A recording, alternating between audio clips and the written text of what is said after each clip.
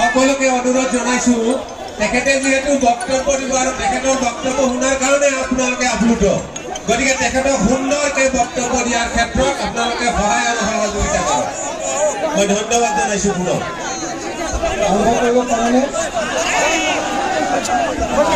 সকলোকে নমস্কাৰ সকলোকে সালাম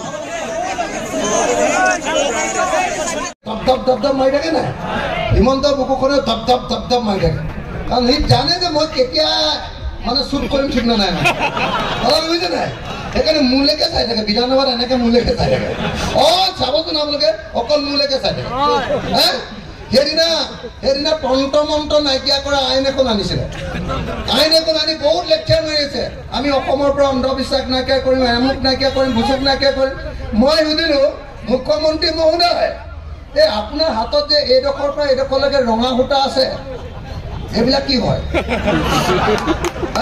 এইবিলাক তন্ত্ৰ 2 নম্বৰৰ ভিতৰত পৰে নে নপৰে যদি এইবিলাক পৰে আপুনি যে কৈছে তন্ত্ৰ কৰা মানুহক 4 বছৰ জেল দিম আপুনি 4 বছৰ জেল যাবনে নাযায় মই এনেকে একদম থপককে ধৰি দিওঁ বুকুতে বুঝে নাই এনেকে মই থপককে ধৰি দিওঁ মানুহটো ভয় খাই যায় সেইকাৰণে মোক তাৰপিছত সেইদিনা আপোনালোকে জানে নাই মোক ক'লে মানে CMৰ সম্পত্তি CMৰ ৱাইফৰ নামটো জানেনে তেওঁ ঘৈণীয়েকৰ নামটো জানেনে না তেওঁ ঘৈণীয়েকৰ বহুত মাটি সম্পত্তি 2 নম্বৰী টকা হৈছে গম পাইনে নাই সেইটোক লৈ মই বিধানসভাত বিৰাট হাল্লা লগালো এইবিলাক মাটি ক'ৰ পৰা আহিছে খেতিয়কৰ মাটি এনেকে কাঢ়ি কিয় লৈছে বুলি হাল্লা লগালো মই বুজিলে বিধানসভাত হাল্লা লগালো তেতিয়া মোক কি বুলি দম দিলে জানে অখিল গগৈ আপোনাৰ বেছি কৈছে আপোনাৰ এনকেও NIA লাগি আছে NIA কেছ লাগি আছে আপোনাক জেলত ভৰাই দিম এনেকে ক'লে মই ক'লো বোলো মোৰতো NIA কেছ লাগি আছে বুলি চবেই জানে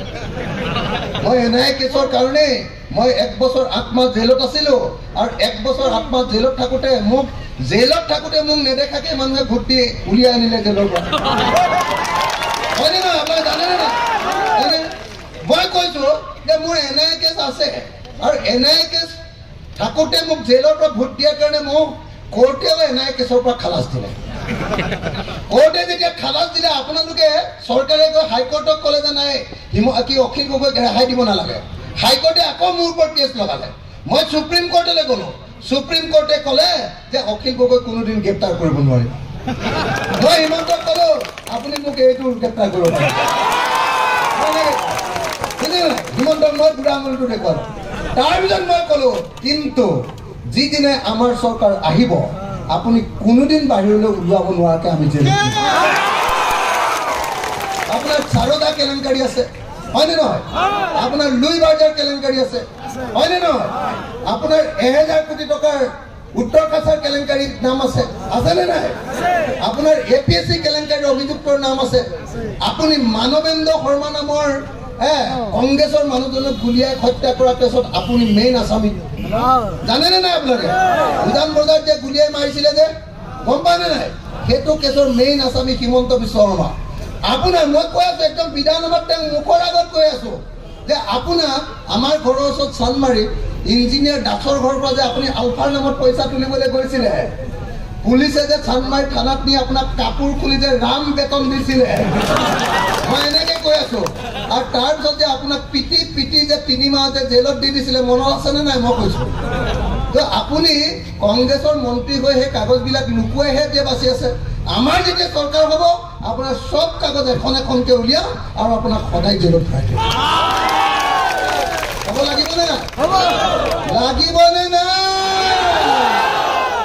চাচা আৰু মামা হয়নে নহয় পাৰিলে দুইজনকে একেটাতে ভৰাই থবলৈ পালে মনটো শান্তি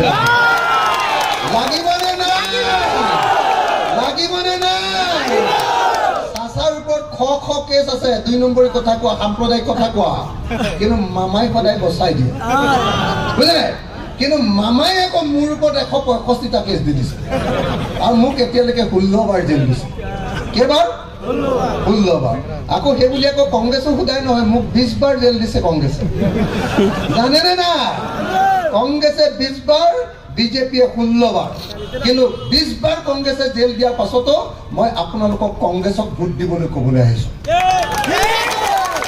কেলে ক'বলৈ আহিছো কংগ্ৰেছৰ যে কেণ্ডিডেট দিছে আমি কেণ্ডিডেট দিয়া নাই কৈছো যে কংগ্ৰেছৰ কেণ্ডিডেটজন আমাৰ ৰাইজৰ দলৰ কেণ্ডিডেট কৈছো নে নাই কেলে কৈছো কাৰণ দেশৰ ইমান বেয়া অৱস্থা এবাৰ যদি কংগ্ৰেছক নিজিকায় এবাৰ যদি মামা পাৰ্টি জিকে এবাৰ যদি চাচা পাৰ্টি জিকে তেতিয়াহ'লে অসমত আৰু ভাৰতত কোনো মানুহে শান্তিত জীয়াই থাকিবলৈ নাপাব হয়নে নহয় নিমখৰ দাম কিমান হ'ল এতিয়া 10 টাকা নিমখৰ দাম 30 টকা হ'ল আছিলে 3 টকা হয়নে নহয় ভাইৰ বেহেনো হয়নে নহয় ভাইৰ বেহেনে কি কৈছিলে ভাইৰ বেহেনে কৈছিলে মেহেংগা হটাएंगे মূল্য বৃদ্ধি ৰোধ কৰিম 3 টকাৰ নিমখ 30 টকা হ'ল নে নাই 3 টকাৰ নিমখ 30 টকা হ'ল নে নাই হ'ল নে হ'ল মুৰ্গীৰ ডিম আছিলে 2 টকা এতিয়া কেই টকা হ'ল কেই টকা 8 টকা হ'ল 8 টকা 2 টকা গৈ 8 টকা 310 টকা আছিলে এটা গেছ সিলিন্ডাৰৰ দাম এতিয়া গেছ সিলিন্ডাৰৰ দাম কিমান 1152 টকা ভাল লাগিছেনে अच्छे दिन বুলি কয় अच्छे दिन ভাল দিন এটো মানে ভাল দিন বুঝছেনে না ভাল দিন মানে হ্যাঁ কথাটো বুঝি পাইছেনে না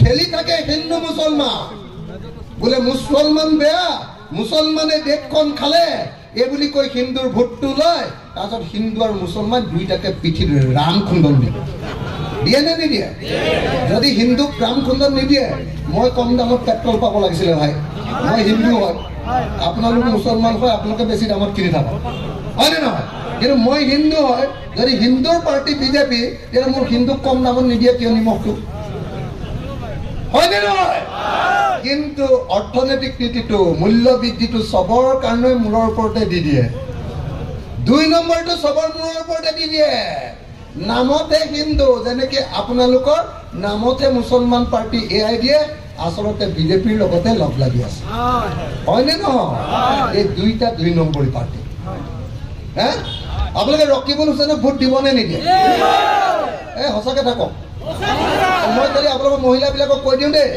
আমি বিধানসভাত সিদ্ধান্ত লৈছো যাৰ যাৰ ৰেচন কাৰ্ড আছে এবাৰ সকলো সমষ্টিৰ সকলো জাতিৰ সকলো ধৰ্মৰ সকলো ৰাজনৈতিক দলৰ যি পাৰ্টিয়ে নকৰক লাগিলে সকলো মহিলাই অহা অক্টোবৰ মাহৰ পৰা অৰুণোদয়টো সকলো পৰিয়ালে পাব কথাটো বুজি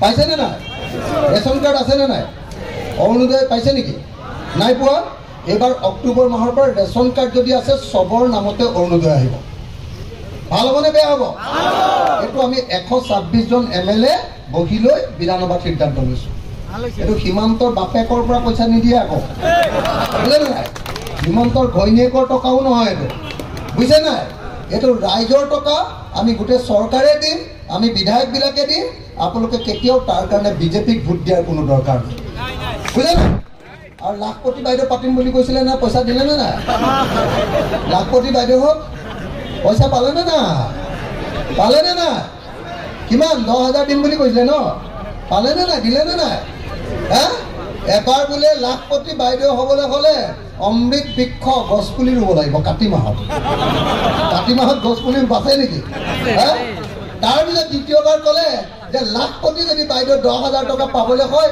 এবাৰ অমৃত কলহ ল'ব লাগিব হয়নে নহয় বিয়াৰ নাম গাই গাই মাটি গোটাই গোটাই মুদিলে পঠিয়াই থাকা হয়নে নহয় এবাৰ 2 নম্বৰ 3 নম্বৰ ক'লে যদি 10,000 টকা পাবলৈ হয় হিমন্তৰ মিটিঙলৈ যাব লাগিব হয়নে অকল গলেই নহ'ব মিটিঙত গৈ ফটো এটা মাৰি আকৌ দিব লাগিব হয়নে নহয় এনেকে গোটেই অসমৰ মহিলাবিলাকক হিমন্ত বিশ্বৰ বিজেপি চৰকাৰখনে নাকত ধৰি চাকত ঘূৰাইছে নে নাই কিন্তু পইচা দিছে জানো এতিয়ালৈকে নাই হিমন্তৰ নিচিনা পৃথিৱীৰ মিছলীয়া এতিয়ালৈকে জন্মই পোৱা নাই ই হ'ল পৃথিৱীৰ একদম 1 নম্বৰ মিছলীয়া হয় আৰু এটা কথা কৈছিলে নহয় সব মহিলাবিলাকক কৈছিলে মই তেতিয়া জেলত আছিলো মই টিভি চাই আছিলো কৈছিলে আইসকল আপোনালোকৰ বেংকত ধাৰ আছে নেকি মাইক্ৰ' ফাইনেন্সৰ ধাৰ সেইবিলাকৰ 25,000 ধাৰটো গৈ এতিয়া 75,000 হৈ গ'ল হ'লে নাই হিমন্তৰ সমান মিছলীয়া প্ৰাণী অসমত এতিয়ালৈকে জন্মই হোৱা নাই অসমৰ আটাইতকৈ মিছৰীয়া মানুহটোৰ নাম কি? অসমৰ আটাইতকৈ মিছৰীয়া মানুহটোৰ নাম কি? অসমৰ আটাইতকৈ 2 নম্বৰী মানুহটোৰ নাম কি? সংখ্যালঘুৰ আটাইতকৈ ডাঙৰ শত্ৰুজনৰ নাম কি? মামাই কেতিয়াও ভাল পাই আছে, মনে মনে চিঞৰাই নাই মানুহবিলাকে। অসমৰ আটাইতকৈ 2 নম্বৰী মানুহটোৰ নাম কি? অসমৰ আটাইতকৈ 2 নম্বৰী মানুহজনৰ নাম কি? সংখ্যালঘুৰ শত্ৰু কোন? সংখ্যালঘুৰ 2 নম্বৰ শত্ৰু কোন? হিমন্ত আৰু বদৰুদ্দিন আজমলক ব্ৰহ্মপুত্ৰত দলিয়াই দিলে ভাল হ'ব নে বেয়া হ'ব? ভাল হ'ব নে বেয়া হ'ব? 26 চনত হিমন্ত বিশ্ব শৰ্মা আৰু বদৰুদ্দিন আজমল দুইজনকে কি কৰিম জানে নাই? বদৰৰ যে তলা চাবিটো আছে, তলা চাবিটো জানে নে নাই? তলাটো থাকে বদৰৰ ওচৰত, চাবিটো থাকে হিমন্তৰ ওচৰত। বুজি পালে নে নাই কি কলো? পালে নে নাই সঁচাকে? তাৰমানে যদিও তলা চাবি আছে, তলা চাবিৰ মালিক বদৰ নহয়, চাবিটো হিমন্তৰ ওচৰত থাকে। চাবিটো দিলেহে বদৰে কথা ক'ব পাৰে। কথাটো বুজিছে নে নাই?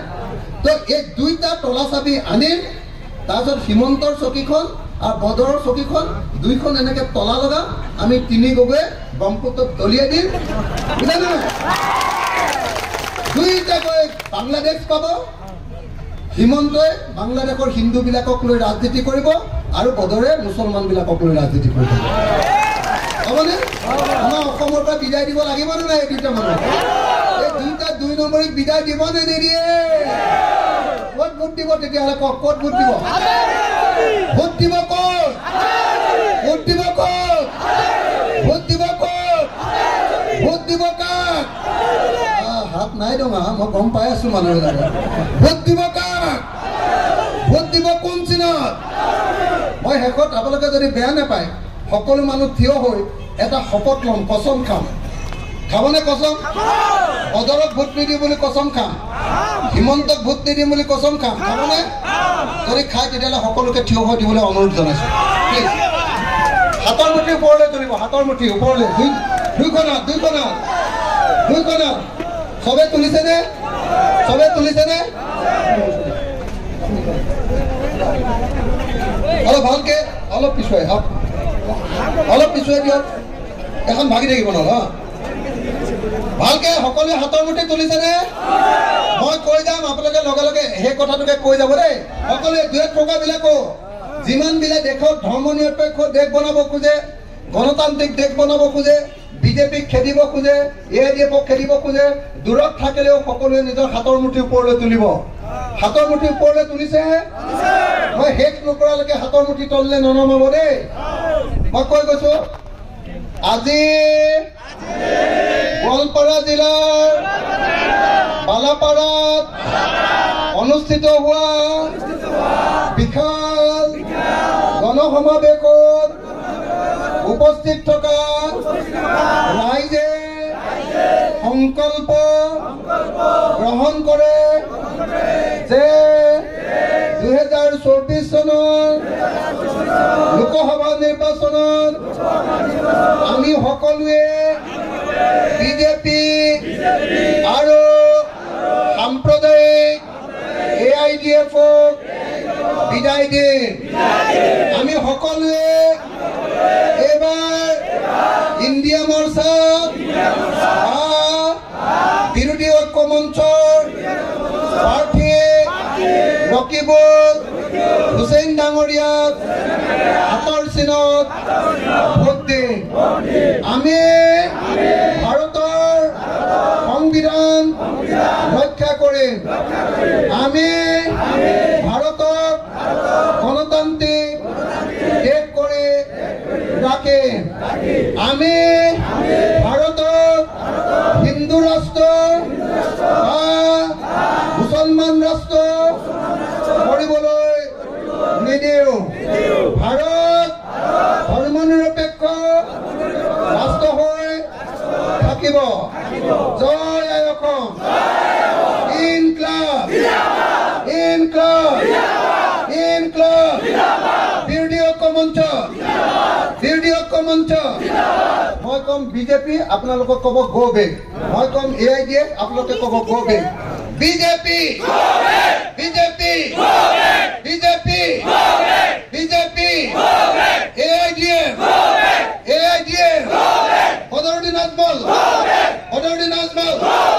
হিমন্ত বিশ্ব হিমন্ত বিশ্ব হিমন্ত বিশ্ব অদরদি নাজমল মামা চাচা